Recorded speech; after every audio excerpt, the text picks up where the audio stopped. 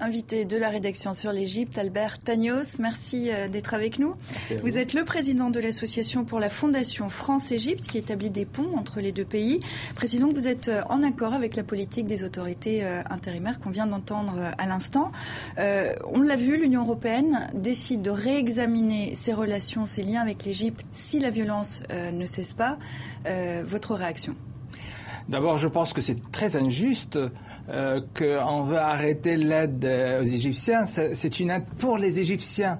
Bien sûr que les intégristes, les pyromanes de la haine qui sont en train de s'éclater parce que l'Union européenne va arrêter l'aide, mais la violence ne vient pas du pouvoir politique ni de l'armée. Au contraire, nous avons demandé, les Égyptiens ont demandé à plusieurs reprises, après 3 semaines où ils ont occupé, mais d'une façon atroce, la rue pour bouleverser tout ce qui est démocrate, tout ce qui est positif en Égypte. Alors, la violence vient de ces intégristes, de ceux qui ont mis la haine, de ceux qui ont tué, de ceux qui ont volé, de ceux qui ont violé les femmes en plein Rabat al-Adawiya. Donc, la violence ne vient pas ni des militaires, les militaires répondent, mais parce qu'ils menaçaient tout le peuple. Sur un plan plus politique, on vient de l'entendre, les nouvelles autorités menacent de dissoudre les frères musulmans. Est-ce que ça n'est pas un danger pour le dialogue ? Est-ce qu'il n'y a pas une diabolisation des frères musulmans malgré tout ? Non, je pense que les frères musulmans ont une histoire avec le sang. Ils ont brûlé déjà plusieurs fois le Caire.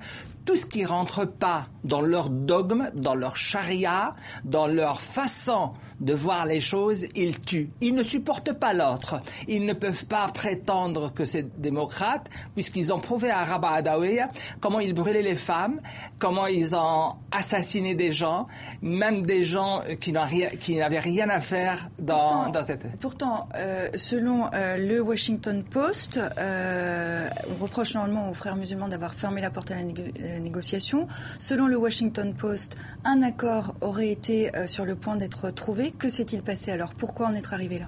Je pense qu'ils ont toujours refusé le dialogue.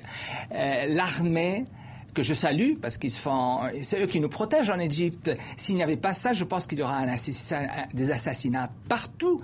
Ils ont démoli, ils ont brûlé 44 églises. Vous imaginez que 44 églises, ils s'emparent, ils les mettent comme ça en peu de temps. Là, vous parlez de la communauté copte. Est-ce que selon vous, elle est en réel danger ? Ah, certainement. On est en grand danger, mes parents, ma famille, mais aussi certains musulmans. Il y a les musulmans modérés, puisqu'on rentre dans des bâtiments publics, ils ont rentré dans le ministère des Finances, mais tous les gens modérés, ils ne veulent que des intégristes, des assassins, des pyromanes, parce qu'ils ne supportent pas la civilisation actuelle. Ils veulent régresser, surtout, et vivre dans un temps qui est déjà passé depuis très longtemps. On ne peut pas supporter.